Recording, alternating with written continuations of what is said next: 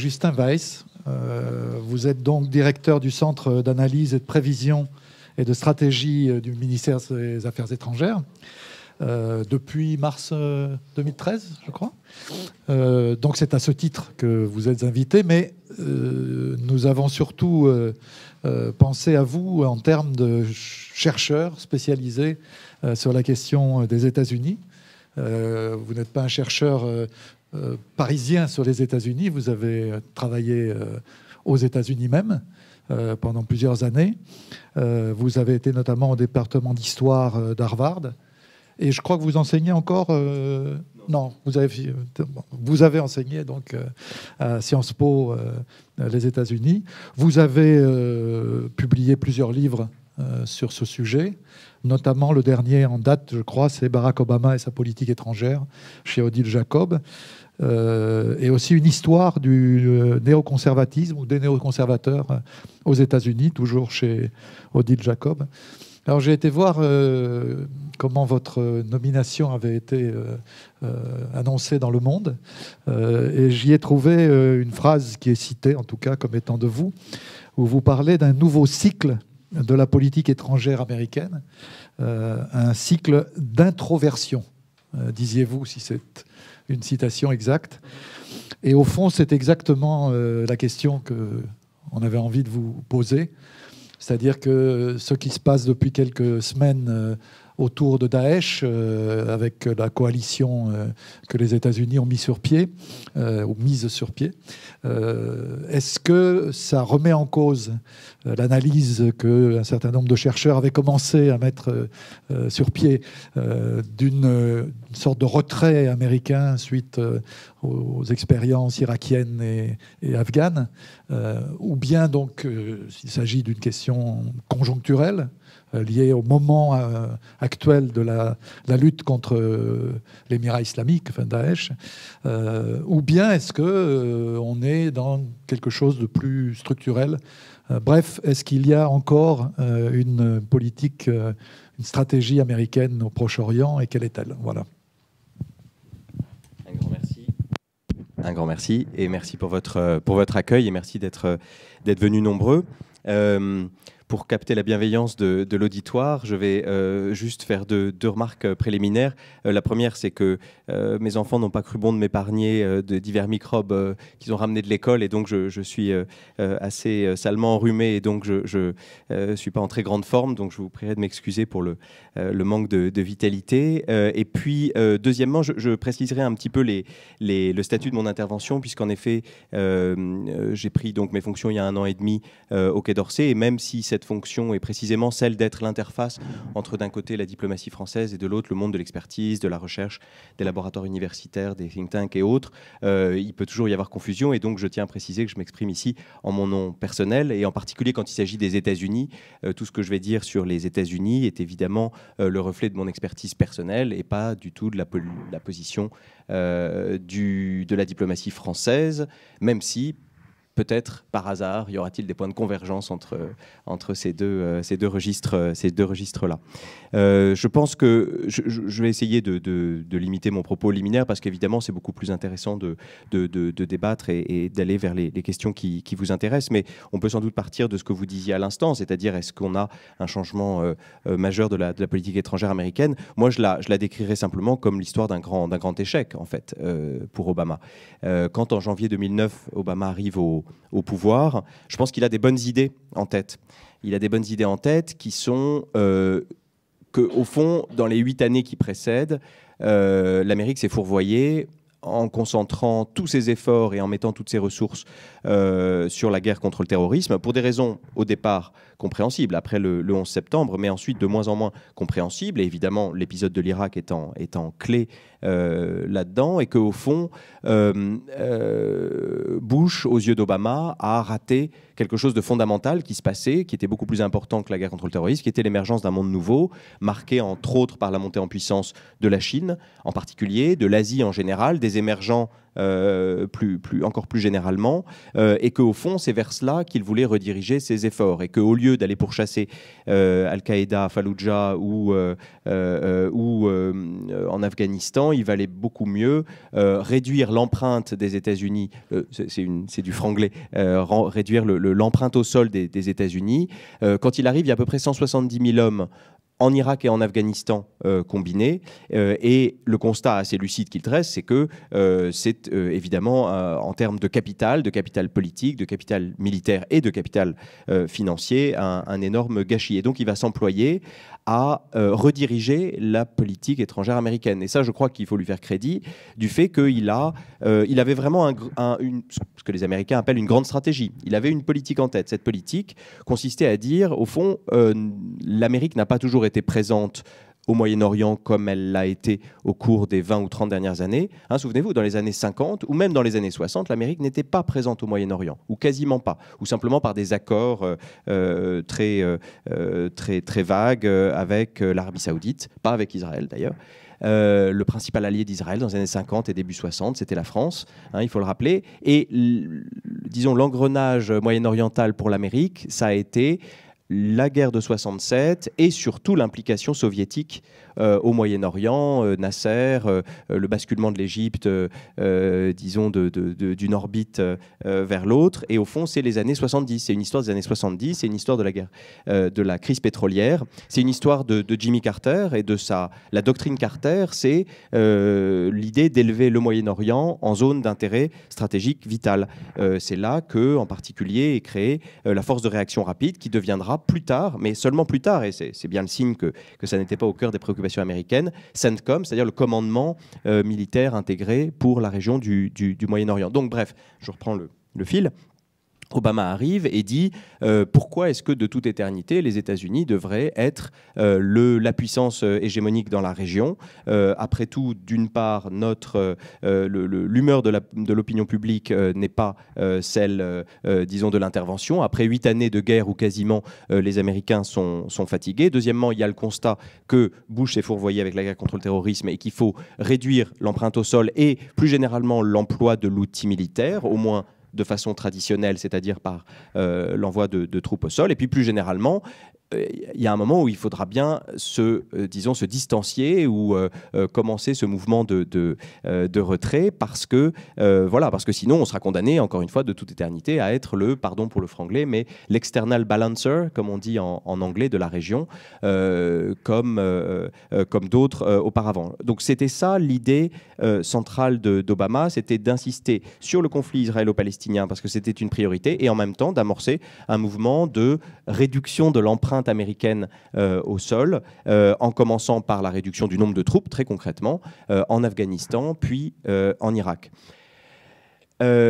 Évidemment, les choses n'ont pas tourné exactement comme il l'entendait au départ. D'abord, en Irak, évidemment, lorsque est arrivée l'année 2010, 2 ans avant l'année de réélection, enfin l'année de nouvelle campagne présidentielle, l'équipe d'Obama s'est dit oh mon Dieu, quelles sont les promesses que nous avons tenues en politique étrangère, quels sont pardon encore pour le franglais, les délivrables que nous avons, et s'est rendu compte qu'au fond, de toutes les grandes promesses, assez peu avaient été tenues. Guantanamo n'était pas fermé. Bien sûr, un certain nombre de mesures antiterroristes avaient été modifiées ou éditées, disons, mais pas entièrement repoussées. Mais il y avait toujours beaucoup de monde en Irak et il fallait donc y remédier. C'est pour ça qu'au cours de l'année 2010 et surtout 2011, les négociations avec les Irakiens, bénéficiant de façon très ironique, au fond, et très paradoxale, de l'effet positif du surge d'Obama, c'est-à-dire de la montée en puissance de 2006-2007,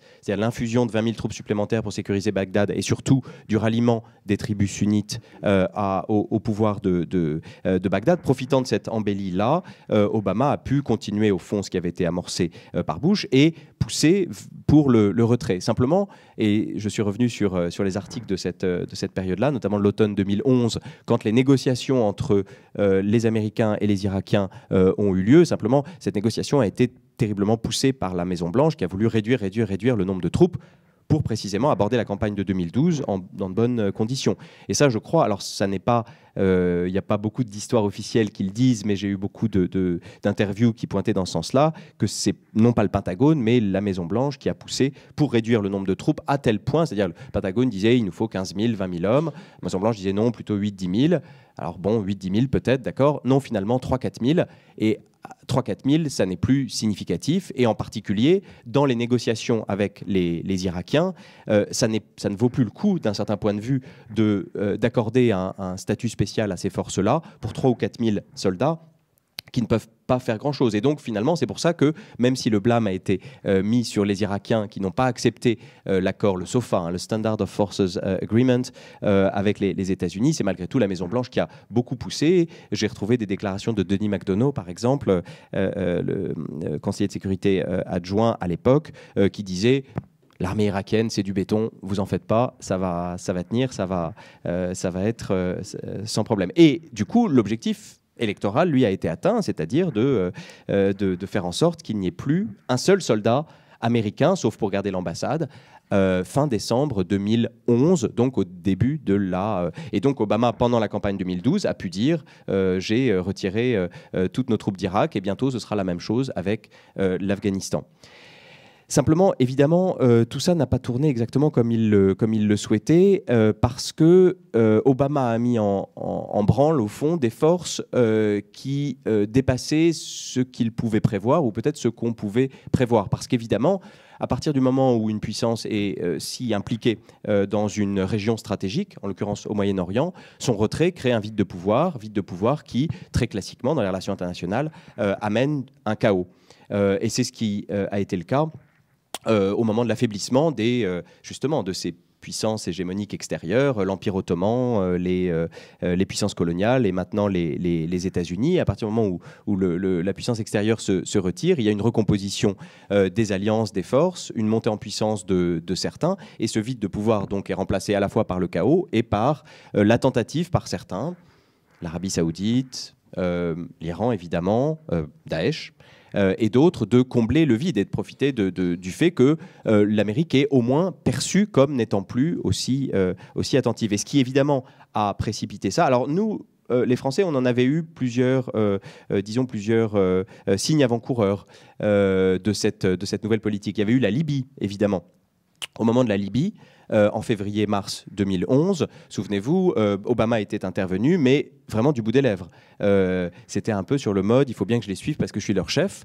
L'intervention avait été essentiellement impulsée par Cameron et Sarkozy, et surtout par Sarkozy en réalité. Et vous vous souvenez que la phrase qui capturait un petit peu ce moment-là, qui résumait ce moment, c'était le leading from behind. Donc, en effet, c'est pas un leadership très, très allant, puisque c'était un leadership de l'arrière qui avait été immédiatement démenti par la Maison-Blanche, mais qui était malgré tout à fait juste pour saisir ce moment-là.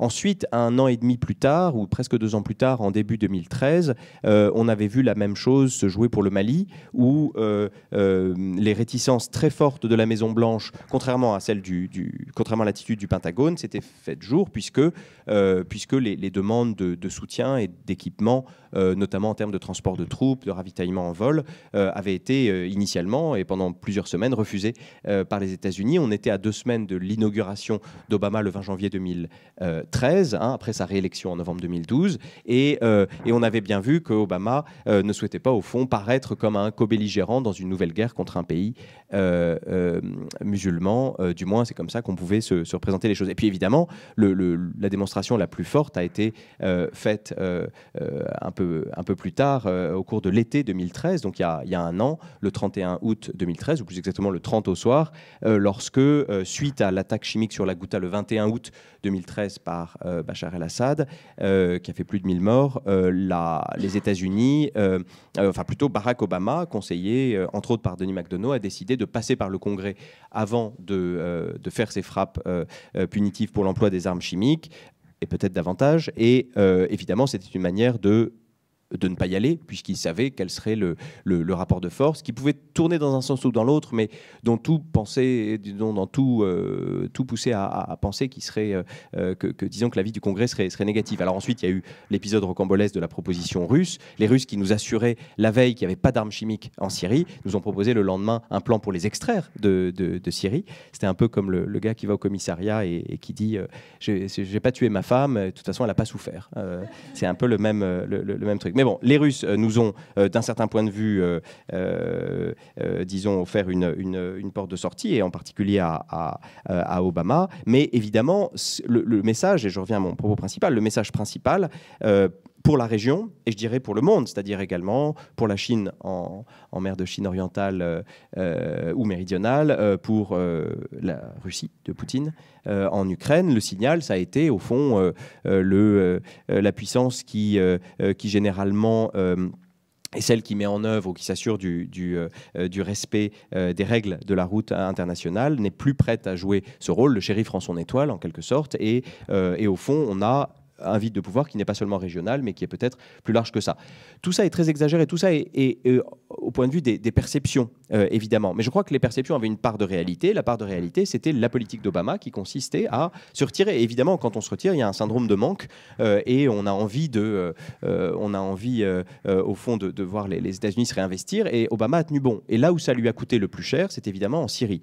Parce qu'en Syrie, le soulèvement qui a commencé véritablement comme les autres printemps arabes, c'est-à-dire par la réclamation, par disons l'exigence de dignité, la protestation contre l'autoritarisme, le fait de ne pas pouvoir vendre ses fruits et légumes là où on le veut sans être harcelé par la police, à Dera et ailleurs, ces manifestations-là, évidemment, ont été réprimés.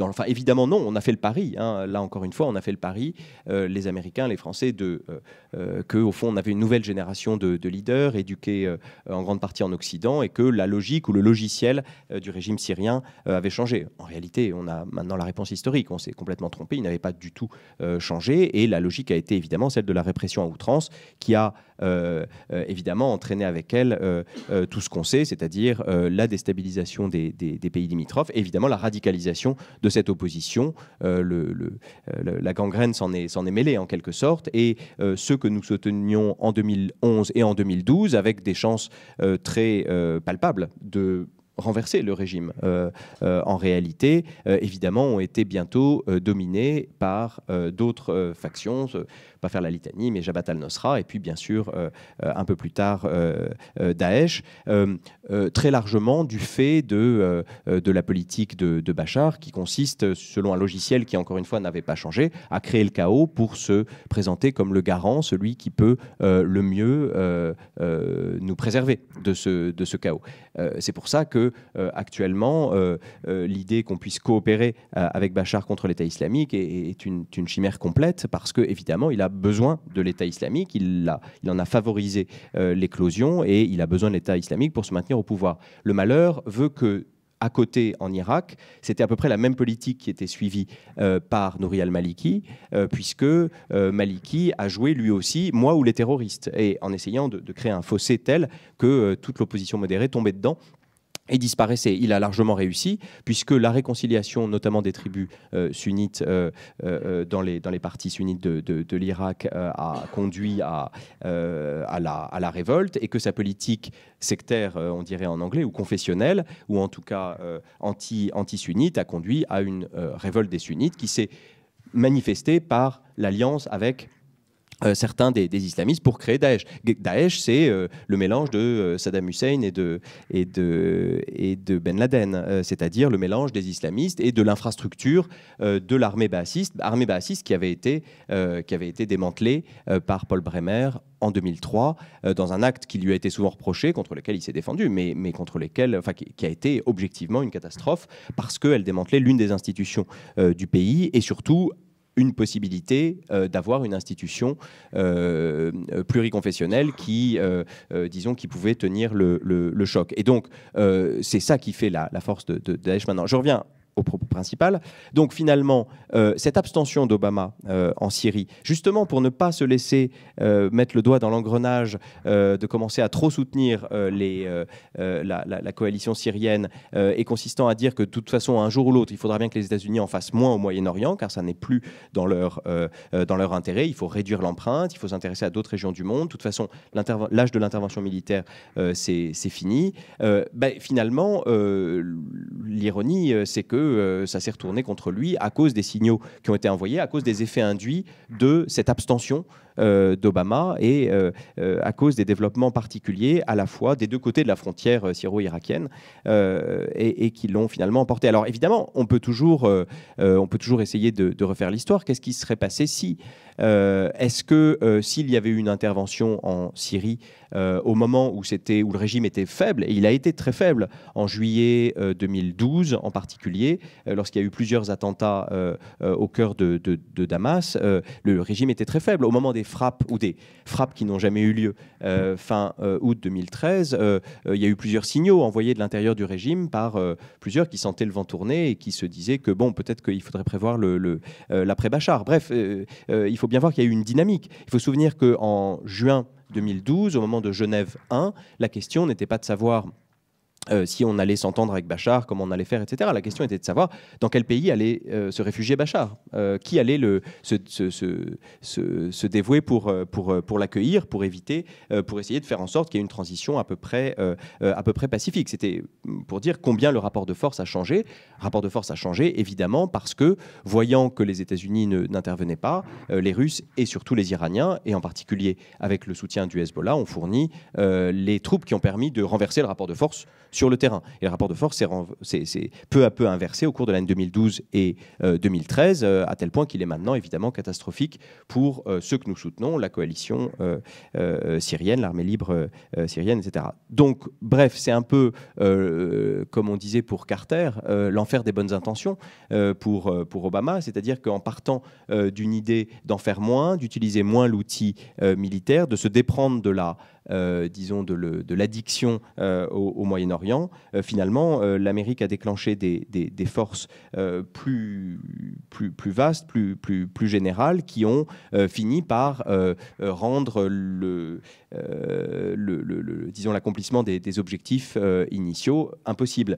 Et on en arrive donc à juin 2014, il y a quelques mois, où la prise de Mossoul a été véritablement un choc. Et vous avez sans doute vu l'interview du président Obama d'il y a 2 jours, de dimanche après-midi, où il reconnaît avoir été surpris, et on peut le dire, hein, on a tous été surpris par l'ampleur et la rapidité de la prise de Mossoul.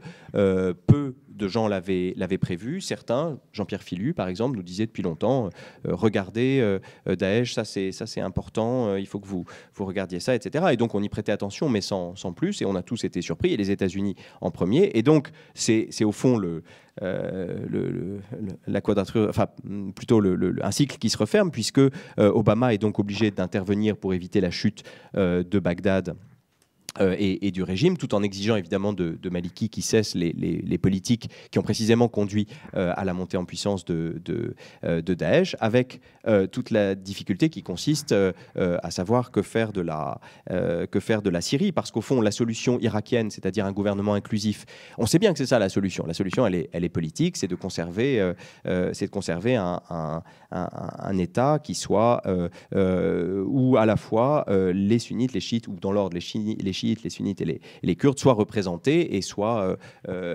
voient au chapitre. Et c'est ce qu'on a réussi à imposer début septembre avec le gouvernement de coalition en Irak. C'est évidemment cette solution-là, de façon subliminale, qu'on souhaite pour la Syrie. Parce qu'on sait bien que la solution sera politique. Évidemment, là, l'objectif est beaucoup, beaucoup plus lointain que pour l'Irak, compte tenu de la situation sur le terrain, compte tenu des rivières de sang qui ont coulé depuis, et compte tenu évidemment des intérêts régionaux très puissants, côté régime notamment de l'Iran, de la Russie dans une moindre mesure, et évidemment côté opposition, les pays arabes du Golfe pour cela. Et donc, encore une fois, tout ce qui faisait l'agenda d'Obama est maintenant au fond renversé.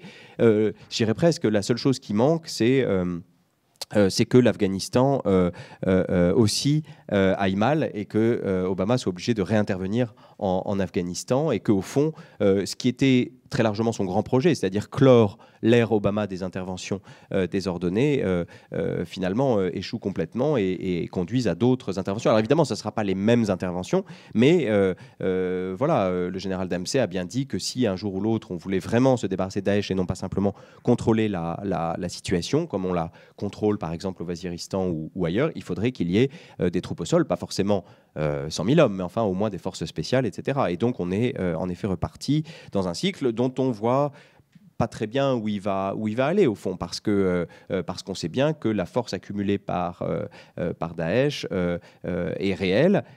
On sait les moyens de mener une guerre d'attrition, mais une guerre d'élimination, ça je ne suis pas du tout sûr qu'on puisse le faire. Donc si on reprend l'arc en quelque sorte des deux présidences Obama, on peut dire que en effet, là d'où il était parti, là où il voulait en quelque sorte aller, à un coup pour la Syrie spécifiquement, un coup moral, un coup politique et un coup diplomatique très important, et bien finalement il a échoué, et que donc ça repose la question de est-ce qu'il aurait fallu intervenir en Syrie comme beaucoup le lui conseillaient dès 2011 en réalité, dès l'automne 2011, et ensuite en 2012 sur le modèle libyen dont on pourra parler dans les questions et réponses. Merci beaucoup. Avant de passer la parole à nos amis, je vais peut-être vous poser deux questions pour vous faire préciser votre analyse. La première, vous avez dit, c'est le retrait américain a créé un vide que Daesh a rempli, et d'autres.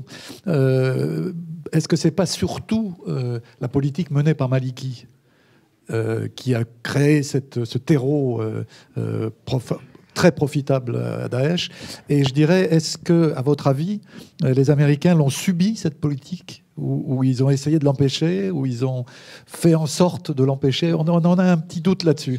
Et deuxième question, la situation actuelle, c'est-à-dire ces frappes aériennes, exclusivement aériennes, en Irak comme en Syrie, est-ce que c'est conjoncturel ou est-ce que c'est quelque chose qui est appelé à remettre en cause l'ensemble du tournant opéré par Obama? Je crois que malheureusement la paternité de Daesh est assez largement partagée. Je pense que bien sûr c'est la politique de Maliki, c'est la politique de Bachar, hein, l'ouverture de la prison de Sednaya au début de la rébellion. Beaucoup des cadres de Daesh sont venus de cette prison qu'il a ouverte intentionnellement pour être sûr que les pires des pires allaient pouvoir constituer une opposition qui allait lui permettre de réduire, de prendre en étau la vraie opposition, celle des pharmaciens et paysans dont Obama disait qu'il ne pourrait jamais reprendre le régime dans une déclaration d'il y a quelques mois. Donc la paternité Daesh, c'est en effet Maliki, parce que c'est la base irakienne, la base sunnite. C'est en effet Bachar également.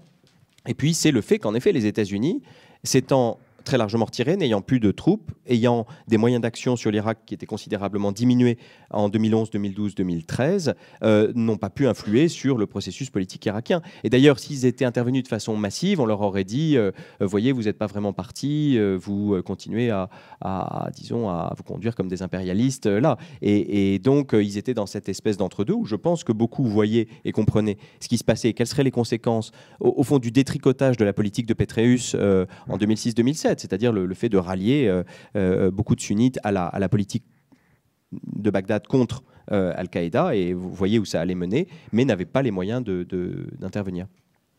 Sur la deuxième question, c'est-à-dire où est-ce que ça va, encore une fois, c'est très difficile d'imaginer une campagne qui élimine Daesh. Alors, peut-être que Daesh est moins fort que ce qu'on pense, peut-être que les Kurdes, aidés par une armée de l'air qui serait fournie par la coalition, essentiellement par les États-Unis, parviendraient à reprendre Mossoul, mais bon, pour l'instant, c'est pas la façon dont le rapport de force nous apparaît. Et donc, on s'oriente, en tout cas pour l'instant, si on veut être réaliste en termes de prévision, vers davantage une zone de chaos contrôlé qu'une zone de reconquête et d'exercice de la souveraineté de Bagdad pleine et entière. Merci. À vous. Attends, là, une seconde, le micro, parce que... Ah oui. Vous nous avez présenté Ça marche. Ça marche. Oui, vous nous avez présenté très justement, je crois, je pense, enfin, le lamentable échec d'Obama. Enfin, je suis de ceux qui ont beaucoup espéré dans cet homme, enfin, suite au discours du Caire en particulier. Et il faut reconnaître que sur ce terrain-là, déjà, il a été complètement dépassé. Alors, mon intervention, c'est surtout pour vous demander si vous ne croyez pas que derrière Obama, en fait, il y a des forces qui sont extrêmement puissantes, aux États-Unis même, et que ces forces auraient pu intervenir d'une manière beaucoup plus prégnante et beaucoup plus décisive au Proche-Orient. Peut-être même sont-elles intervenues par l'intermédiaire de l'Arabie saoudite, qui est quand même depuis l'entre-deux-guerres l'allié privilégié des États-Unis au Moyen-Orient, ou du Qatar. Bon, est-ce que par l'intermédiaire de ces réseaux-là, les États-Unis n'auraient-ils pas pu intervenir de manière beaucoup plus efficace et empêcher que le Proche-Orient sombre dans ce chaos dont personne ne voit comment on pourrait s'en sortir? Merci. Vous voulez qu'on prenne 2-3 questions ensemble, comme vous voulez, hein? Allons-y. Concernant la Syrie, en fait, j'aurais aimé savoir ce que vous pensez qu'est-ce que vous pensez du fait qu'il y a encore des groupes en Syrie qui combattent à la fois le régime de Bachar et l'État islamique, et que ce ne serait pas une solution un peu plus efficace que les bombardements aériens pour les États-Unis de collaborer avec ce genre de groupe? Voilà. Derrière vous, il y avait une dame là-bas. Écoutez, ce n'est pas une question, je m'excuse, je suis un peu je ne sais pas le loup dans la bergerie, j'exagère un peu, mais je ne crois pas, enfin je pense, et je ne suis pas la seule, hein, je ne crois pas au retrait délibéré des USA au Proche-Orient. Je pense qu'il y a une politique qui se mène, mais ils ne peuvent plus intervenir directement parce qu'ils savent que les opinions publiques les détestent, il faut quand même clairement le dire. Bien sûr, je ne suis pas une spécialiste comme vous, mais enfin, j'essaye de croiser mes informations. Je m'intéresse à la question depuis très longtemps et je connais aussi beaucoup de gens. Donc, je pense quand même que vous êtes la voix du Quai d'Orsay pour dire ce que vous dites sur la Syrie. Vous y avez passé quand même beaucoup de temps à dénigrer le régime de Bachar el-Assad. Je sais que Bachar el-Assad n'est pas un tendre, certes, hein, mais aussi, il défend d'une certaine manière son pays. Il a appelé dès le début à la critique des djihadistes. Hein, et on n'a pas voulu l'entendre. Bon, alors, vous avez également dit que les officiers que finalement, Daesh était un mélange des officiers de Saddam Hussein et de Ben Laden. Alors, expliquez aussi pourquoi les officiers de Saddam Hussein, effectivement, pour une grande partie, je ne sais pas, ça par contre, se sont ralliés à Daesh. Il y a des raisons, il faut les expliquer, sinon c'est un peu facile de faire ce raccourci. Par ailleurs, je crois quand même que vous minimisez aussi beaucoup le rôle de la Russie dans cette méfiance, disons cette espèce de restreinte des États-Unis à intervenir en Syrie. Parce qu'il y avait quand même aussi le rôle de la Russie. Quoi qu'on puisse penser de Poutine, encore une fois. Hein. Les armes chimiques, oui aussi. Alors, monsieur, je crois savoir, pour aussi avoir croisé mes sources, m'être renseigné, qu'il n'a pas été attribué... on n'est pas du tout sûr de qui a attribué les armes chimiques. Et je parle même de médias dominants qui en ont parlé. Hein, Carla Daponte, à un moment, a dit les armes chimiques ont été utilisées par les djihadistes. Et puis après, on ne l'a plus entendu comme par hasard. Donc, je pense que vous avez passé quand même beaucoup de temps à parler de la Syrie comme si vous étiez une voie de propagande, quelque part. Alors, je pense qu'il faut être quand même affiner un peu votre discours sur les enjeux stratégiques qui se passent là-bas. Par ailleurs, j'ai appris dans un média qui n'est pas dominant, certes, mais néanmoins sérieux, j'ose dire que c'est l'Humanité, que les djihadistes, Obama cible certains groupes djihadistes et pas tous. Alors pourquoi? Parce que ce sont les alliés de l'Arabie saoudite. En fait, l'Amérique fait faire le sale boulot par d'autres. Voilà. Voilà. Merci, madame. Merci, madame, pour cette intervention qui n'est pas du tout de propagande, comme nous l'avons tous remarqué. D'autres questions, puis après, on va demander à Justin Weiss de répondre. Voilà, ici et puis là-bas. Bonjour. Je me demandais si, dans le cadre de l'élection d'Hillary Clinton aux États-Unis, qui est en ce moment une probabilité correcte, il y aurait une continuation de cette tendance du retrait des États-Unis dans la région Moyen-Orient? Ou bien est-ce que, au contraire, en suivant un petit peu les tendances dans l'opinion publique américaine, il pourrait y avoir un retour des États-Unis en général dans la politique étrangère globale et plus particulièrement dans cette région?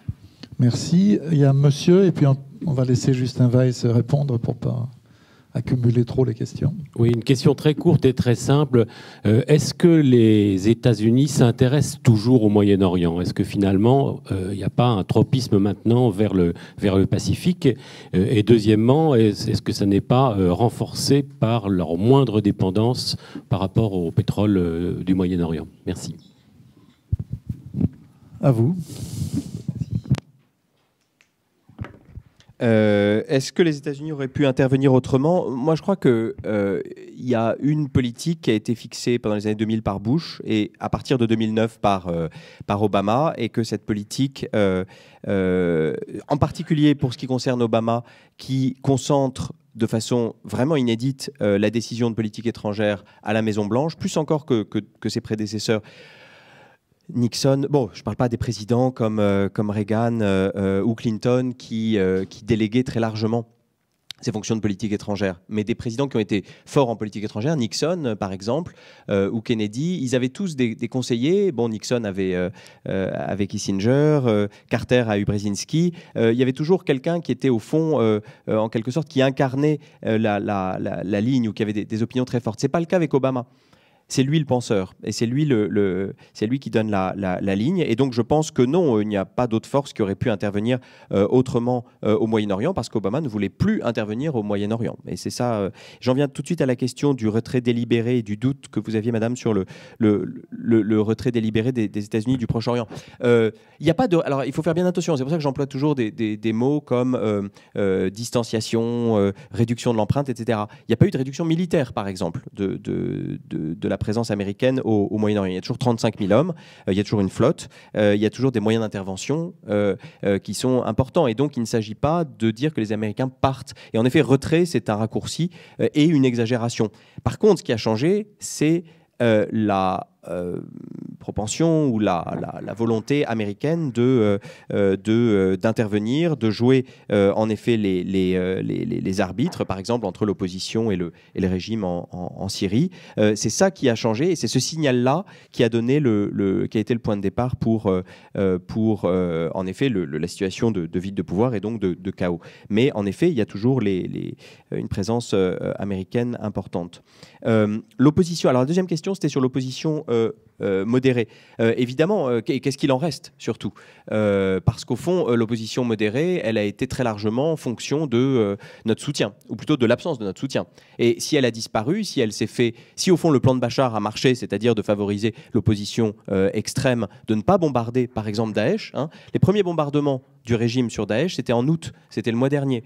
Seulement auparavant, le régime s'est bien gardé d'attaquer Daesh, et Daesh lui-même n'attaquait pas le régime, il attaquait les opposants modérés à Alep ou ailleurs. Et donc, là, il faut être très, très clair. Je pense que cette opposition, si en effet on l'avait véritablement soutenue armée, ces fameux paysans et pharmaciens dont Obama parle et dont il doute qu'ils eussent pu vraiment... renverser Bachar et faire la différence. Il a dit son scepticisme de ça. C'est une déclaration en juillet, je crois, ou en août. Moi, je pense au contraire qu'elle aurait pu prévaloir. Mais évidemment, chaque mois qui est passé a renforcé à la fois la radicalisation de l'opposition et puis le fait que d'autres pays prenaient les choses en main pour soutenir les groupes d'opposition avec des financements, pas forcément étatiques, mais en tout cas de la société civile du Koweït, d'Arabie Saoudite et d'ailleurs, qui sont allés, disons, dans les mauvaises poches. Soyons très clairs. Il y a eu donc ce renforcement des extrémistes par rapport aux modérés. Et à présent, si bien qu'à présent, il en reste peu de choses. Il reste à Alep des poches et dans le sud, au sud de Damas, des poches d'opposition avec qui on peut travailler, à qui on peut livrer des armes. On l'a fait d'ailleurs, le président Hollande l'a dit au mois d'août, mais évidemment cette opposition modérée-là s'amenuise à mesure que passent les semaines. sur le fait que Bachar a défendu son pays, non, il a défendu son régime, mais il a défendu son clan. Moi, on est en désaccord là-dessus, mais je veux simplement vous dire, par rapport à ce que vous avez dit, ce que je pense. Non, je pense qu'il a défendu, dès le début, il a fait en sorte de défendre le système de pouvoir qui était le sien, de ne faire absolument aucune réforme alors qu'il était possible d'en faire, et surtout de favoriser l'opposition extrême. Vous avez vu sans doute la défection d'un agent de la sécurité syrienne, dont le nom de code est César, le rapport César, et qui a sorti les 55 000 photos de 11 000 personnes torturées et photographiées, parce que le régime est très très bureaucratique, c'est un bon régime bassiste qui fait les choses bien, et qui a pris systématiquement les photos des corps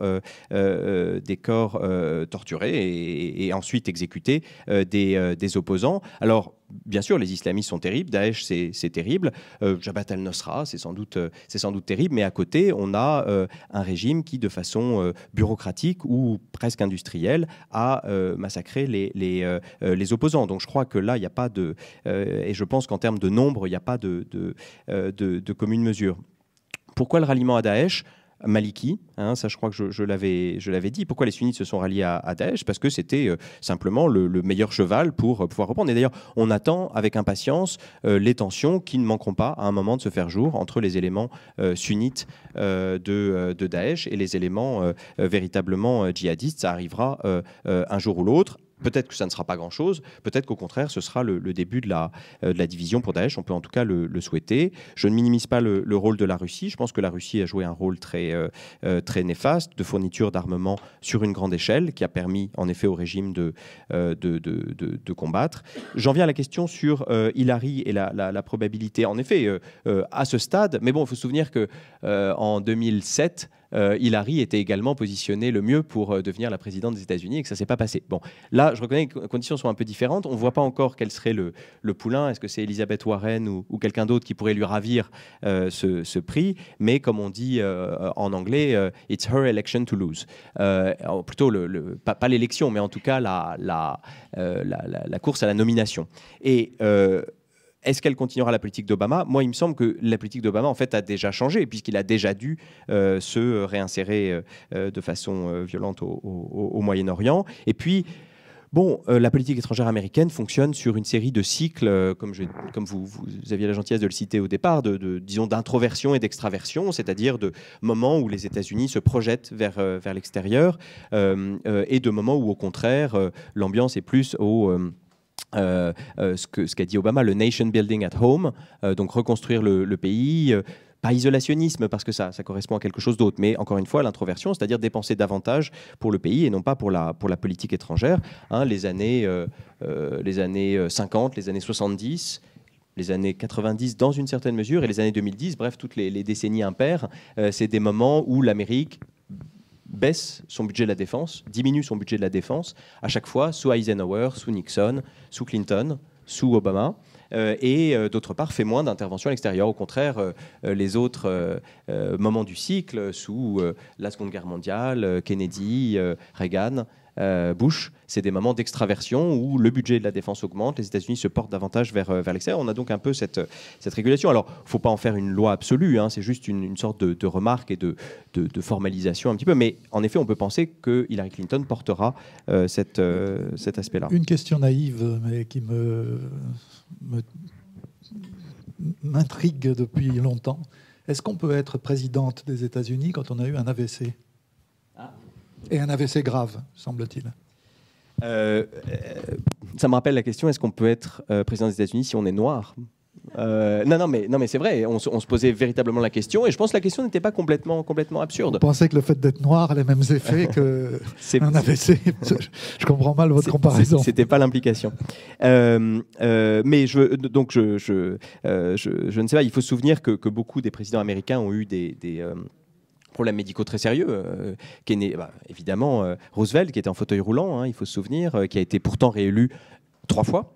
À l'époque où on pouvait être réélu plusieurs fois. Kennedy, évidemment, et ses problèmes de dos qui lui faisaient prendre des médicaments très, très, très puissants qu'on n'utiliserait plus maintenant, etc.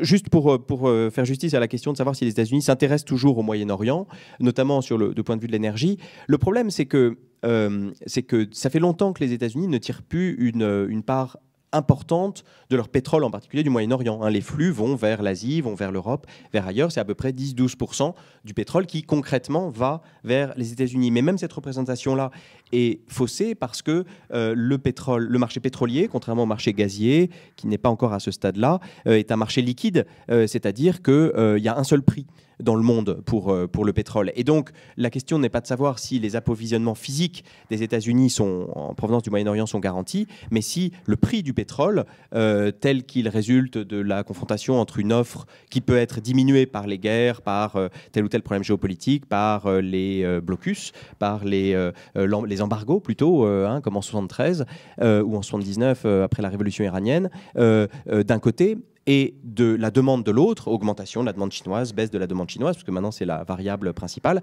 si ce prix-là est encore abordable et quels effets il a sur des tas de choses, le développement des énergies renouvelables, la rentabilité de la filière nucléaire, etc. Bon, ça, je ne rentre pas dans ce détail-là. Mais pour en venir aux États-Unis, les États-Unis, en tant que garant de l'ordre mondial, ne peuvent pas se désintéresser complètement de ce qui se passe au Moyen-Orient. Au fond, c'est aussi simple que ça. Ils ne peuvent pas se permettre d'avoir un Moyen-Orient à feu et à sang, d'où le pétrole ne coule plus, parce que sinon le pétrole serait à 200 ou à 250 $ le baril, ce qui, eux, les atteindrait moins qu'auparavant, puisqu'ils ont développé de plus en plus le pétrole non conventionnel, et qu'ils vont être les premiers producteurs avant l'Arabie Saoudite dans très peu de temps, qui seront probablement indépendants de ce point de vue-là, même si ce n'est pas intelligent d'être complètement indépendant et donc il vaut mieux commercer au milieu de la décennie 2020.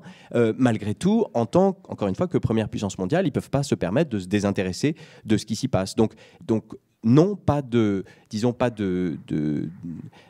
le Moyen-Orient n'est pas devenu inutile, mais par contre, la teneur des discussions avec d'autres acteurs a un peu changé. Parce qu'en effet, la dépendance est moindre, avec la Chine en particulier. La Chine dépend beaucoup, beaucoup plus du Moyen-Orient que les États-Unis, et donc ça change évidemment un petit peu la discussion. Mais en gros, non, ça n'a pas beaucoup changé. On prend de nouvelles questions, si vous voulez. Bonjour. Depuis le début de cette réunion, il n'a pas été question, pratiquement pas du tout, du dossier israélo-palestinien. Alors je comprends bien que c'est significatif de ce que vous avez expliqué depuis que vous êtes là, mais je voudrais savoir comment vous analysez l'attitude américaine dans ce domaine, sur ce dossier, en particulier depuis le discours du Caire, qui semblait avoir été porteur de beaucoup d'espérance, en tout cas d'idées, et aujourd'hui. Merci. Jean-Christophe non, pardon. Oui, bonjour. Je voulais savoir précisément quelle était la proximité et la divergence entre les positions françaises et américaines. À quel point nous les suivons, eux nous suivent, on n'est pas d'accord, on essaie parfois de doubler gentiment l'autre, et on s'abandonne à mi-chemin, enfin en pleine... Enfin, l'incident du bombardement avorté sur les installations chimiques est un bon révélateur. Voilà. Jean-Christophe. Non, derrière. Jean-Christophe, c'est moi. Bonjour. Ce serait une question sur l'Iran, et en fait, ce serait plusieurs questions sur l'Iran. La première, c'est on a le sentiment presque que, alors sur le dossier nucléaire, on est presque sur pause en quelque sorte. C'est-à-dire on en parle beaucoup moins, on sait qu'il y a toujours des négociations qui continuent, mais évidemment, elles semblent avoir perdu une grande partie de leur acuité. Or, on n'est pas sur pause, c'est-à-dire le programme nucléaire iranien continue, donc voilà. Donc à partir de là, pour vous, quel est le point d'aboutissement de ce dossier nucléaire iranien, c'est-à-dire... Est-ce que on n'arrête pas de dire dans un an l'Iran a la bombe. Moi, je n'utilise pas cette expression, mais est-ce que vous pensez qu'un jour, effectivement, l'Iran sera un pays du seuil, c'est-à-dire capable, je ne sais pas, en 6 mois, de fabriquer une bombe nucléaire et de la lancer avec des bons vecteurs si il estime qu'il en a la nécessité? Est-ce que vous pensez que, du fait de la crise actuelle, avec Daesh et tout ça, finalement, ça va se finir comme ça? Et une deuxième question... Est-ce que les États-Unis ont les moyens d'être à la fois, ils sont capables d'être à la fois des alliés de l'Iran et des alliés de l'Arabie Saoudite? J'ajoute à la question de Jean-Christophe que le président Rouhani, à l'Assemblée générale des Nations unies, a dit explicitement ce qui était implicite, qu'on pouvait imaginer une alliance contre Daesh, mais à condition de lâcher du lest sur le nucléaire. Oui, je ne sais pas si j'ai bien entendu, mais il me semble que vous venez de dire les États-Unis en tant que garant de l'ordre mondial, 3 petits points. Je crois que la seule question, elle est là.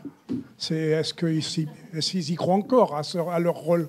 Et est-ce qu'on a le droit d'y croire? Merci. Une question encore? Ici, voilà, oui.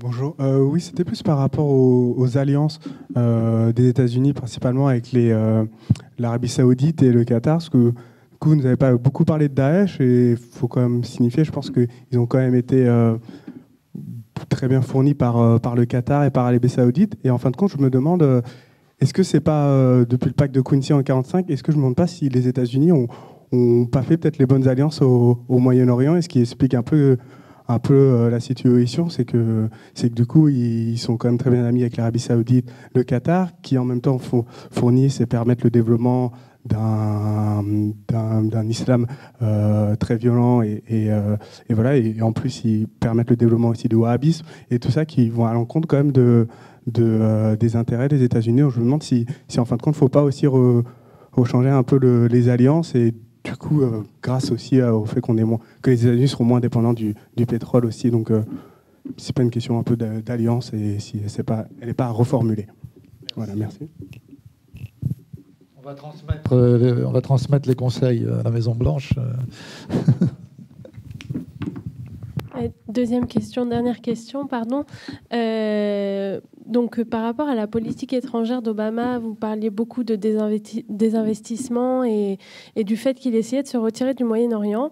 J'ai récemment lu que c'était sous son mandat, ou plutôt ses mandats, qu'il y avait eu le plus d'opérations secrètes, et notamment d'attaques de drones. Et donc, je voulais avoir votre avis sur ce fait. Merci. On va s'arrêter là pour l'instant. C'est à vous. Merci.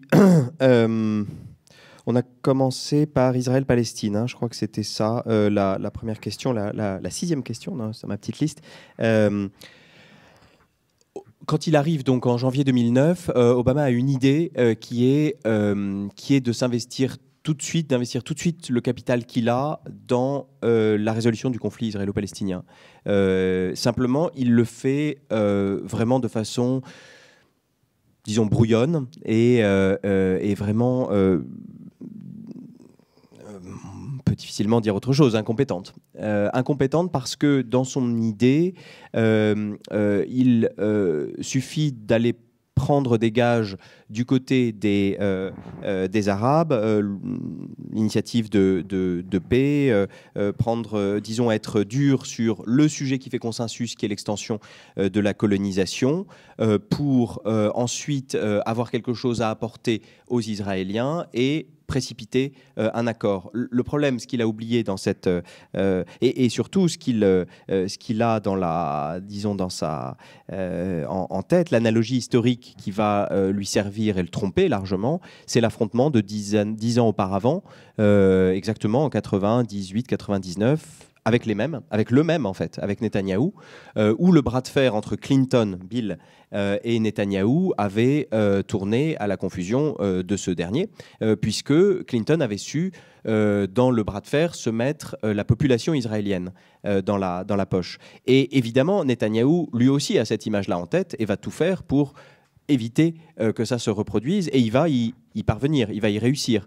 Pourquoi est-ce qu'Obama n'est pas allé en visite en Israël? Pourquoi est-ce qu'il est allé exclusivement voir les pays arabes, notamment après le discours du Caire, se mettant donc à dos une population qui était indispensable dans son bras de fer avec Netanyahou? Et c'est ce qui s'est noué au début, dans les mois de avril, mai, juin. Juin, c'est le discours du Caire. Avril, mai, juin, juillet 2009, où très très vite, au fond, Netanyahou a vu comment il pouvait tirer parti de cet oubli, entre guillemets.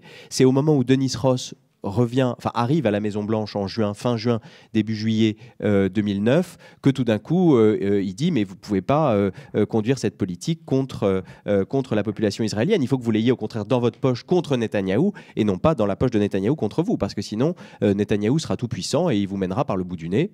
Et c'est ce qui s'est produit en réalité. Et donc ensuite, tout l'effort conduit, je ne vais pas aller dans le détail, notamment en 2010, toute l'attitude qui consistait à renforcer la sécurité d'Israël, à payer Iron Dome en plus de, c'est-à-dire le bouclier antimissile en plus de, ou anti-roquette, en plus du soutien déjà apporté à Israël, tout ça n'a pas suffi et Netanyahou a pu se jouer, appuyer sur une opinion publique qui était encore une fois, qu'Obama n'avait pas su se concilier pour refuser les... Donc voilà, résumé très rapidement, c'est ça l'histoire, enfin la tragédie. Et ensuite, évidemment, une fois qu'il s'est heurté une première fois très violemment la tête contre ce mur-là, pendant son deuxième mandat, il était évident qu'il n'allait pas recommencer, qu'il n'allait pas de façon volontaire se reprendre le mur en pleine tête. Et c'est pour ça que les efforts de Kerry, on pouvait tous être, disons, souhaiter qu'ils réussissent, mais on pouvait tous aussi avoir les yeux ouverts et voir que les conditions n'étaient absolument pas là. Et qu'en particulier... elle servait très largement à dédouaner Obama de l'accusation de ne rien faire. Et il dit, si, je fais quelque chose, j'ai envoyé mon secrétaire d'État. Kerry s'est agité, il s'est imaginé qu'il pouvait vraiment parvenir à quelque chose. En réalité, l'écart entre les positions, quand est arrivé comment est-ce qu'on dit, la date limite, c'était en avril dernier, ou 29 avril dernier, évidemment, les positions étaient peut-être plus loin qu'auparavant, notamment sur la question du caractère juif de l'État d'Israël, sur la question des garanties de sécurité dans la vallée du Jourdain. Il y a eu quelques petits progrès, mais en gros, le fossé était encore immense. Je profite que j'ai le micro pour rajouter une question à la question de René. Vous qui avez travaillé aux États-Unis et qui connaissez aussi la société américaine, la question du lobby, elle se pose dans quels termes? Parce qu'on a à la fois des discours qui sont fréquents ici, y compris sur l'omnipuissance du lobby, etc.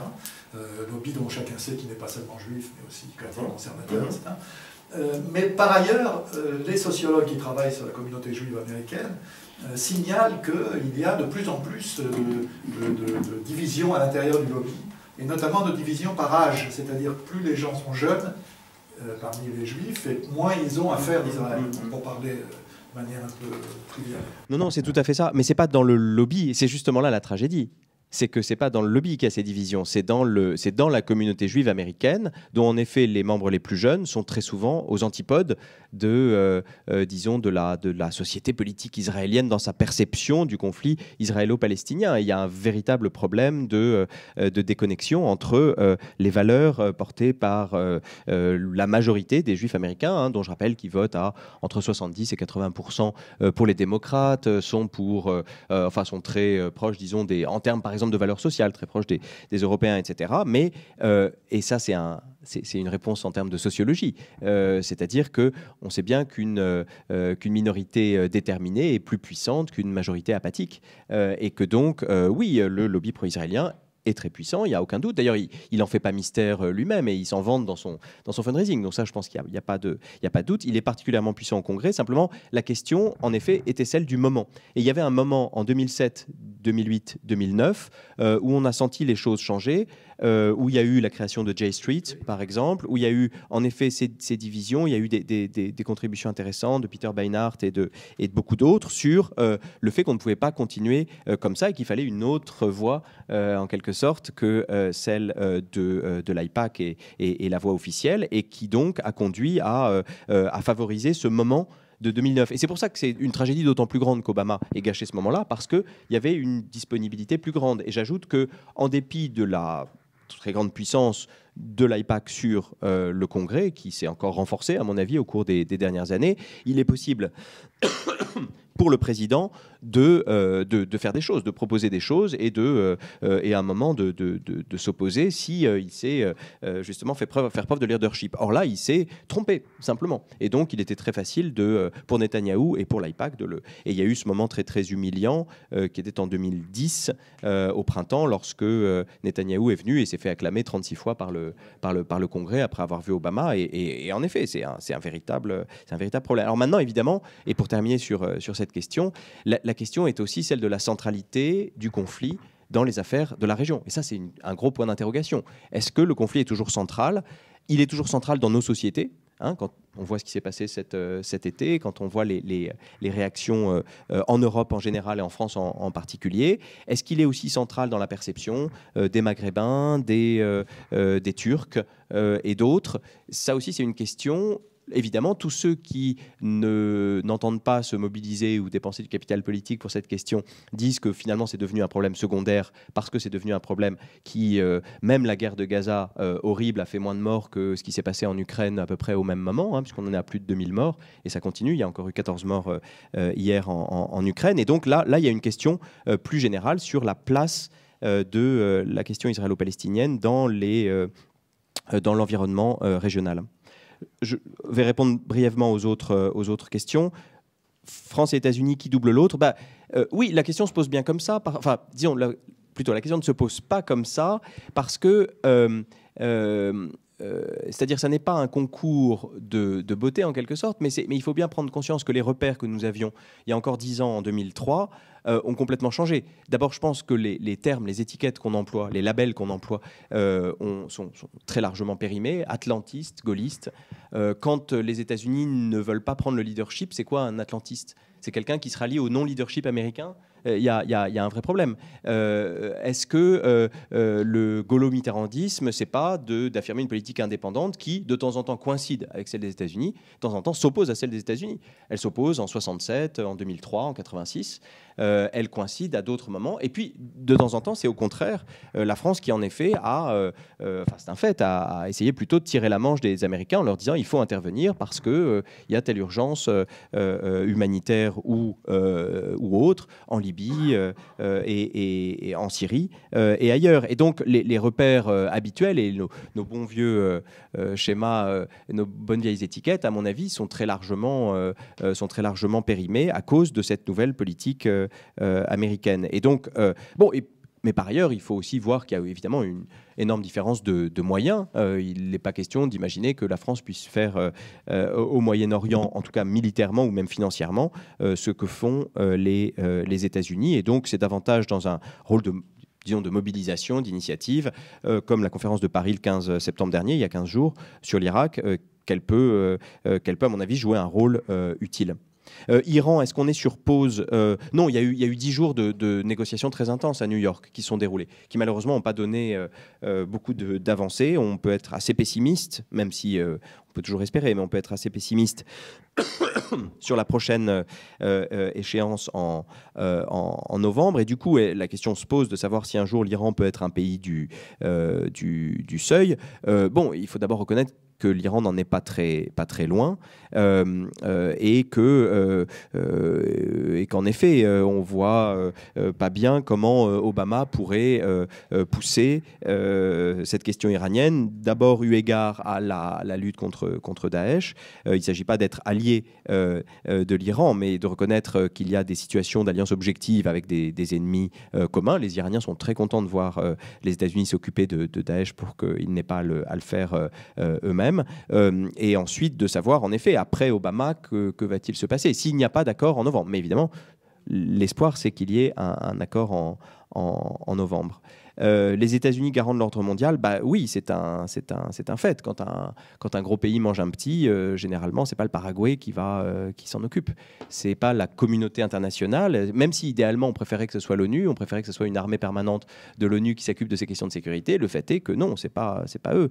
La protection en effet, quand au moment de la guerre du Golfe, maintenant avec la Crimée et l'Ukraine, il y a une responsabilité particulière qui est celle de la première puissance mondiale, qui bénéficie le plus de l'ordre mondial qu'elle a contribué à établir et donc est censée être celle qui a aussi la responsabilité la plus grande pour le maintenir.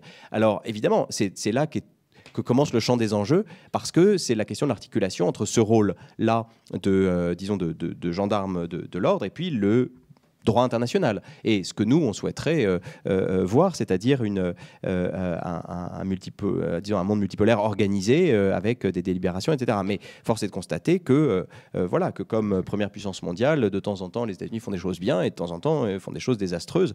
Et donc, malheureusement, on ne choisit pas le leader qu'on a. Il faut simplement, en effet, faire justice à la question que posent certains, c'est-à-dire que se passerait-il si ce leader mondial était la Chine ou l'Arabie Saoudite ou la France, par exemple.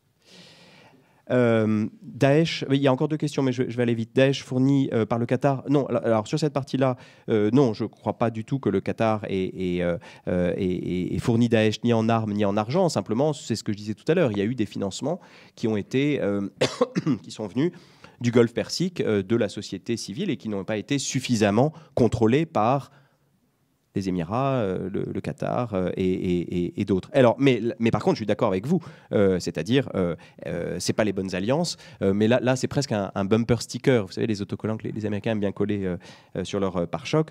Good allies are hard to find. C'est pas facile de trouver des bons alliés dans la région. Et en effet, ce pacte du Quincy de 1945 est un pacte avec le diable, d'un certain point de vue. Parce qu'à partir des années 70, on voit l'activisme wahhabite finalement créer des turbulences qui vont aller en augmentant de façon permanente. Et souvenez-vous que mes néoconservateurs, entre guillemets, je dis ça par rapport au livre que j'ai publié il y a quelques années, les plus logiques d'entre eux, ou ceux qui allaient jusqu'au bout de leur logique, disaient le véritable ennemi, c'est l'Arabie Saoudite. Parce que c'est là, c'est là qu'est le vrai nœud du problème. Il y a bien sûr l'Irak, ensuite next stop Téhéran, mais le stop suivant, c'était l'idée qu'en effet, il fallait se déprendre de cette espèce de pacte faustien fait avec Ibn Saoud en 1945. Et puis, simplement, non, sur les opérations de drones, Obama a substitué, en particulier au cours de son premier mandat, des interventions militaires extérieures assumées avec des troupes au sol, etc., par des opérations beaucoup plus discrètes et beaucoup moins coûteuses, politiquement, financièrement, militairement, que lui offrait la technologie, c'est-à-dire, dans une moindre mesure, les cyberarmes. Hein, c'était le Jeux Olympiques, le virus Jeux Olympiques qu'on appelait Stuxnet pour l'Iran. Et puis surtout, les drones, dont la technologie est arrivée à maturité à ce moment-là, et qui permettent en effet de contrôler une zone de chaos organisée. Mais simplement, on a bien vu au cours du deuxième mandat le fléchissement de l'emploi de ces armes, parce qu'elles sont aussi contre-productives. Et ça, dès le début, elles étaient vues comme contre-productives. Mais simplement, c'est beaucoup mieux d'envoyer une flotte de drones que 150 000 hommes pour envahir un pays. Et donc, non, enfin, je simplifie exprès simplement pour montrer la chose. Et puis le troisième pilier, c'était les forces spéciales, c'est-à-dire les opérations secrètes qui ont permis de réduire considérablement la puissance, notamment d'Al-Qaïda et des talibans au Waziristan, en Afghanistan même, d'ailleurs sur le champ de bataille et éventuellement ailleurs, au Pakistan donc, et évidemment avec des tas de questions qui ont été posées et qui se posent encore sur la légalité de l'emploi de ces armes, et puis évidemment sur le fait que le génie est sorti de sa lampe et que la technologie du drone n'est pas si compliquée que ça, et que donc beaucoup d'autres pays l'ont déjà acquise. Le Hezbollah a déjà plusieurs drones, et que c'est un peu pareil pour les cyberarmes. Tout le monde ne peut pas avoir de vraies cyberarmes. Enfin, l'Iran en a déjà acquises qui sont efficaces. Et donc, toute la question est celle d'une sorte de nouveau contrôle des armements modernes. Des questions, on en a devant, qu'on n'a pas... Monsieur. Bonjour. Vous avez évoqué tout à l'heure l'Irak, la solution politique est de mettre ensemble les trois composantes de la population irakienne. Est-ce que ce projet-là n'est pas déjà mort-né, étant donné que la composante kurde est déjà à un stade d'autonomie bien avancé, et voire d'un futur grand Kurdistan avec les autres composantes kurdes dans les pays limitrophes? Deuxième question, quels seraient selon vous les scénarios possibles de la chute du royaume des Saouds, et quelles conséquences ça pourrait avoir? Justement, c'est une question sur laquelle j'essaie de réfléchir. et justement, là, vraiment, dans une prospective à long terme, est-ce que le pacte du Quincy ne pourrait pas être remis en cause et que les Chinois prennent le relais de ce pacte? Je crois que c'est le moment de rappeler que vous parlez à titre personnel. Oui, tout à fait. Oui. Non, mais justement, je demandais la position de titre personnel. Gérard, oui. Alors, une question aux chercheurs que vous êtes. sous votre seule responsabilité de chercheur, est-ce que vous ne croyez pas que c'est une erreur majeure de la part du gouvernement français de s'être engagé dans ces bombardements récents contre, je précise bien, l'Irak, hein. Bon. Le résultat, eh bien, c'est par exemple cet éditorial du Figaro de la semaine dernière. Je ne suis pas un lecteur habituel, mais j'étais en voyage, ça m'est tombé sous les yeux. Ça s'appelle Guerre globale. Et le Figaro se réjouit très largement du fait que enfin on a rejoint ce que George Bush avait osé proclamer, c'était une guerre globale contre le terrorisme. Cette guerre est bien là. Le terrorisme n'est qu'un moyen, une tactique. Il est temps de désigner l'ennemi par son vrai nom, l'islamisme. Et c'est l'islamisme donc contre lequel se bat l'Occident, virgule, la chrétienté, virgule, les musulmans non sunnites et toute forme de modération ou de tolérance. Voilà où on en est, et je suis absolument concerné, comme vous l'êtes sans doute. Madame, là-bas. Non, madame, on l'a entendu déjà, il y a monsieur qu'on n'a pas entendu. On a une question en anglais. Je pose une question. Attendez, on a une question en anglais. Good evening. My question is in English, but I hope it's okay with everyone. So there was a question right now about what you just said about the financing of Qatar financing Daesh and other terrorist groups. I would like just to ask you about what happened last year when Saudi Arabia, the United Arab Emirates, and Kuwait took back their ambassadors from Qatar because they were accused of financing the Islamic Brotherhood and Daesh. So, what's your opinion about that? And the second question, it's really simple. Last month, there was an agreement between all the major forces in the world that Daesh is a threat to everyone, to international security. And we have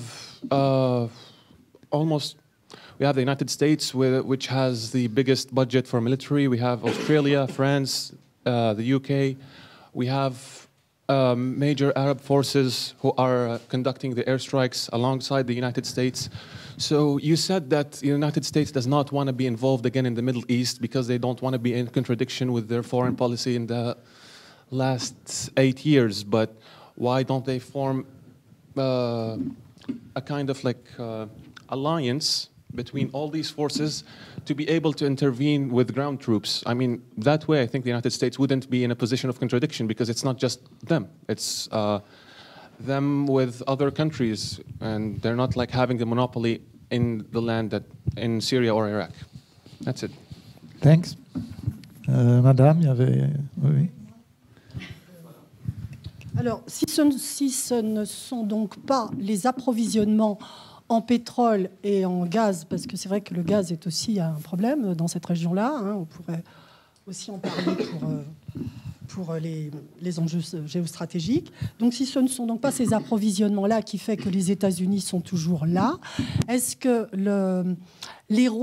ce n'est pas aussi la volonté de barrer la route à la Chine et à la Russie par l'intermédiaire de ces pipelines qui se construisent ou qui sont déjà construits, afin de gêner les approvisionnements de ces pays, et peut-être d'autres d'ailleurs, on va dire les BRICS en général, de gêner l'approvisionnement de ces pays dans ces énergies, voilà, en leur barrant les routes gazières et pétrolières. Merci. Monsieur, tout au fond, là. Ma question est un peu périphérique, mais je me permets de vous la poser quand même parce qu'elle peut, je pense, être liée un peu au sujet. On parle souvent d'un groupe néoconservateur au ministère des Affaires étrangères français. Et je voulais savoir quelle est votre analyse à ce sujet. Et si un tel groupe existe, vous avez travaillé sur les néoconservateurs américains, est-ce que l'étiquette est pertinente? Et enfin, est-ce que les positions actuelles françaises peuvent être révélatrices de l'influence nouvelle de ce groupe ou l'influence sur le plus long terme? Voilà. Merci. À vous. Merci. Il y a beaucoup de... C'est vraiment d'une richesse. Il faudrait qu'on ait toute l'après-midi. Très bonne question sur le Grand Kurdistan, bien sûr, et sur l'idée que l'Irak est déjà morte, parce que les groupes qui le constituent, hein, c'est l'analyse de Pierre-Jean Luizard, par exemple, qui estime que c'est qu'on a déjà passé ce stade-là. Moi, je ne suis pas si certain que ça. D'abord parce qu'il n'est pas forcément dans l'intérêt de Barzani et d'autres de proclamer tout de suite leur indépendance, peut-être plus tard, peut-être dans 5 ans, peut-être dans 10 ans, peut-être dans 20 ou 30 ans, mais que le moment n'est pas venu pour une série de considérations de pouvoir, qu'ils peuvent trouver leur place à l'intérieur d'un Irak et bénéficier d'une très large autonomie des revenus du pétrole sans nécessairement proclamer leur indépendance, qui leur vaudrait des tas de problèmes, d'embargo, etc. Et donc, alors, est-ce qu'il y a encore une volonté de vivre ensemble ? Ça, je suis d'accord avec vous, il n'y en a plus. Il n'y en a plus, et c'est véritablement le problème. Et il y a eu il y a une segmentation de Bagdad selon des lignes ethniques et confessionnelles très, très nettes. C'est-à-dire on ne vit plus entre soi. Au contraire, on vit entre soi, mais on ne vit plus avec les autres groupes. Cela dit, il serait très difficile en effet de créer 3 pays. Et donc l'avenir, malgré tout, me semble être dans une forme de fédéralisation. Bon, et là, c'est pas très satisfaisant comme réponse, mais non, je pense qu'on ne va pas vers ça. Je me permets encore une fois d'intervenir brièvement. Est-ce qu'à votre avis, l'hypothèse qu'on développe notamment dans le Figaro, dont parlait Gérard, selon lequel l'ambiguïté prêtée à Erdogan et à la Turquie vis-à-vis de Daesh serait essentiellement liée à la question du PKK et du développement de cette zone kurde en Turquie. Oui, je crois que c'est pas un mystère. Je crois que c'est un facteur qui compte. Je crois qu'un autre facteur qui a compté jusqu'à la semaine dernière, c'était les otages, les 49 otages du. Ouais, mais quand on voit les choses de l'intérieur, on voit que prendre les otages, ça marche. C'est important. C'est pas anodin dans les décisions des gouvernements et des gouvernants. Et donc je crois que ça concourt aussi à expliquer la position, disons, en retrait de la Turquie, mais qui apparemment est en train de changer. Sur la chute du royaume de Saoud, évidemment, ça fait froid dans le dos, en même temps qu'on voit bien ce qui pourrait en sortir de positif. Évidemment, l'idéal serait, mais est-ce que c'est possible, une libéralisation, une démocratisation progressive du régime ? Je ne me prononcerai pas sur l'idée que les Chinois pourraient prendre le relais comme garant de sécurité. Il y a encore quand même pas mal de temps avant que les Chinois, alors ça rejoint la question suivante en fait, que les Chinois aient des capacités de projection et d'action militaire efficaces. Il faut se souvenir que les Chinois, la dernière fois qu'ils sont intervenus à l'extérieur, c'était en 1979, et ça n'a pas été très concluant. Alors, ils peuvent mener des opérations en mer de Chine méridionale, ils peuvent augmenter leur budget de 12% chaque année comme ils l'ont fait depuis les années 90. Donc maintenant, on en est à 140 milliards par an à peu près. C'est quand même considérable. C'est la deuxième budget militaire. Mais il n'y a pas que l'argent qui compte. Il y a aussi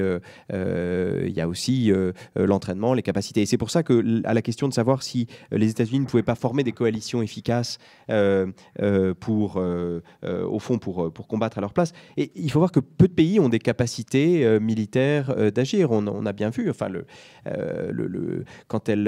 l'Iran les a, ces capacités-là.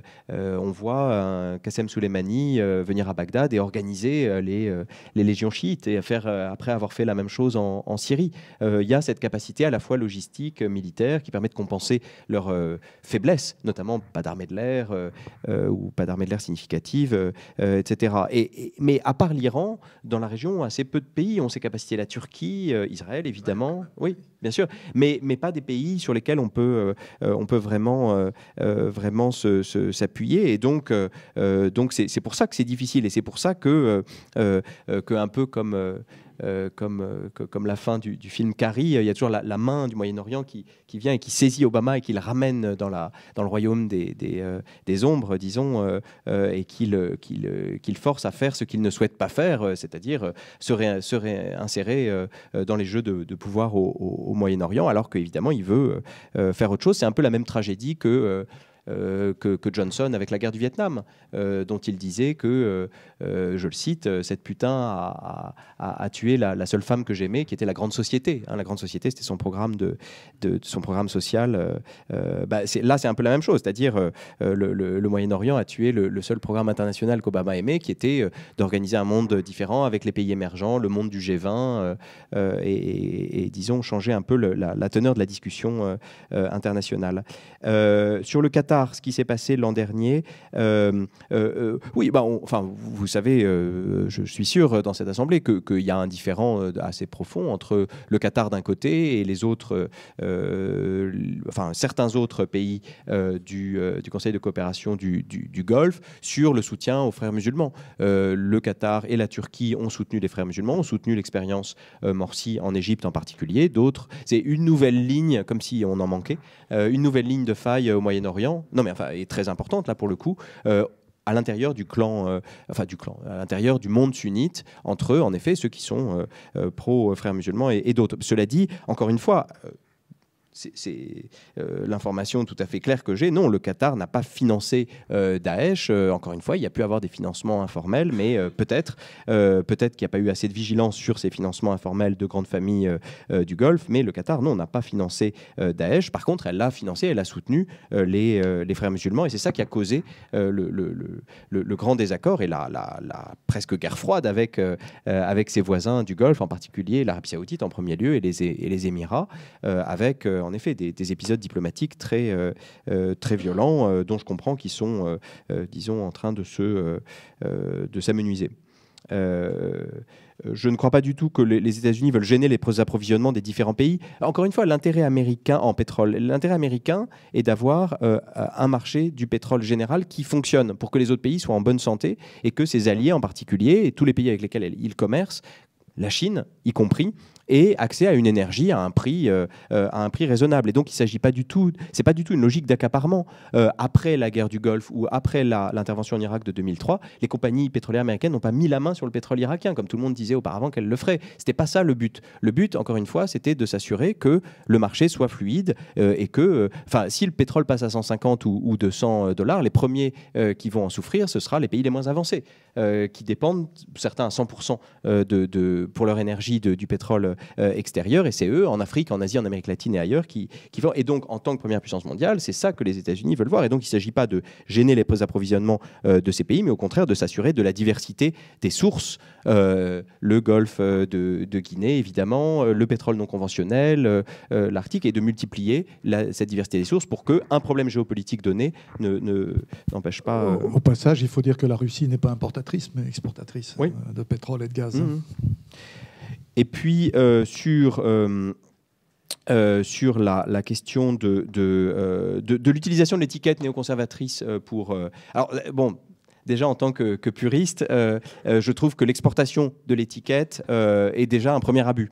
C'est-à-dire, je pense que le néoconservatisme s'est développé comme une forme très particulière, idiosyncratique en quelque sorte, de la société politique américaine et de son histoire au cours de la guerre froide, qu'elle dépend d'un certain nombre de conditions, en particulier d'être la première puissance mondiale. Ça n'est pas encore le cas de la France. Et donc, du coup, il y a un vrai problème de transposition. Alors ensuite, on peut se servir de l'étiquette. Beaucoup le font comme une image ou comme une métaphore. Pour dire quoi ? Pour dire... est-ce qu'on désigne exactement des gens qui ont, en gros, les 4 ou 5 piliers du néoconservatisme, c'est-à-dire la conviction que seule la démocratie... on en revient à la question de l'Arabie Saoudite. Seule la démocratie sur le long terme peut assurer la paix dans le monde. Deuxièmement, on est prêt à agir de façon unilatérale, et le danger, c'est que les États-Unis en fassent trop peu et non pas trop, parce que c'est ça qui favorise le désordre. D'un certain point de vue, cet aspect-là a eu une forme d'illustration au Moyen-Orient, même si on peut évidemment discuter de cette analyse-là. L'outil militaire compte.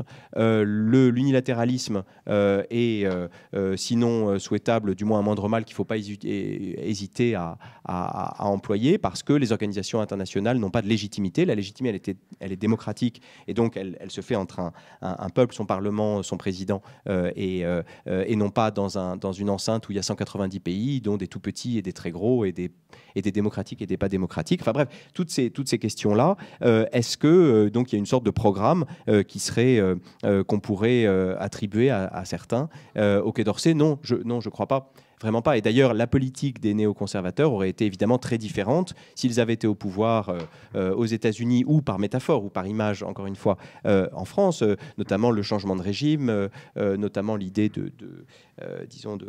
d'intervention à tout crin. Donc c'est une étiquette qui a été employée dans le cadre de la négociation sur l'Iran, en réalité, parce qu'en effet, dans l'administration française, ceux qui sont en charge des questions de prolifération et de non-prolifération ont pris cette question-là très au sérieux, non pas pour des questions, encore une fois, de changement de régime. Par exemple, ceux qui s'occupent de cette politique-là n'ont jamais dit que le but, c'était de changer le régime à Téhéran.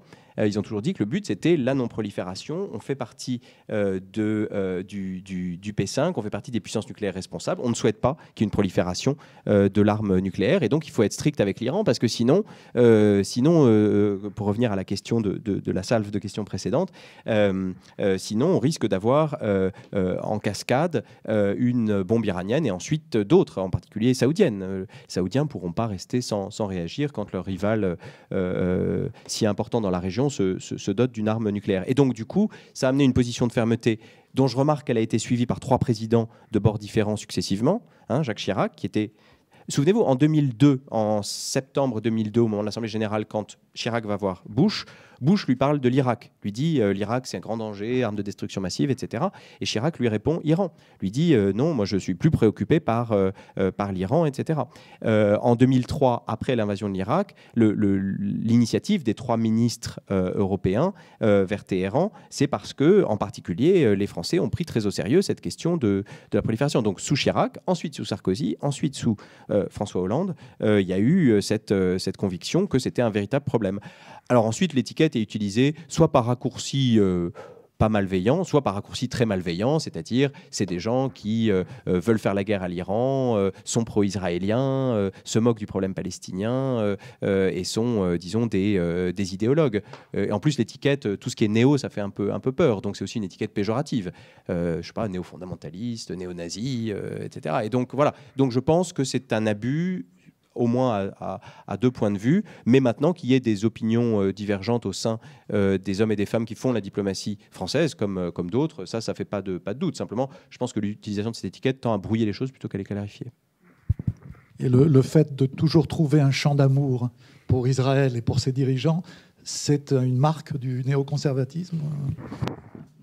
C'est compliqué parce que... Non, mais quand vous regardez, par exemple, les printemps arabes, donc au moment de la naissance de l'IREMO, il y a beaucoup de néoconservateurs comme Elliot Abrams, comme Bob Kagan, qui se sont heurtés assez violemment aux Israéliens, qui ont dit tout ça est une catastrophe et il faut absolument renforcer Bachar, renforcer Moubarak, etc. Et eux ont dit mais vous êtes fous, parce qu'ils sont simplement fidèles à ce qu'ils pensent, et ils pensent que sur le long terme, c'est la démocratie qui, à l'exemple tunisien, mais espérait-il aussi en Égypte, pourra amener une situation durable d'apaisement, éviter de radicaliser les oppositions, etc. Et donc ils se sont heurtés pendant tout l'hiver et le printemps 2011 à leurs collègues et amis israéliens, et donc bon, ça ne veut pas dire qu'ils ne soutiennent pas Israël. Oui, ils soutiennent Israël pour la plupart, parfois sur des lignes très très tranchées, parfois comme Elliot Abrams, parfois sur des lignes moins tranchées et moins, disons,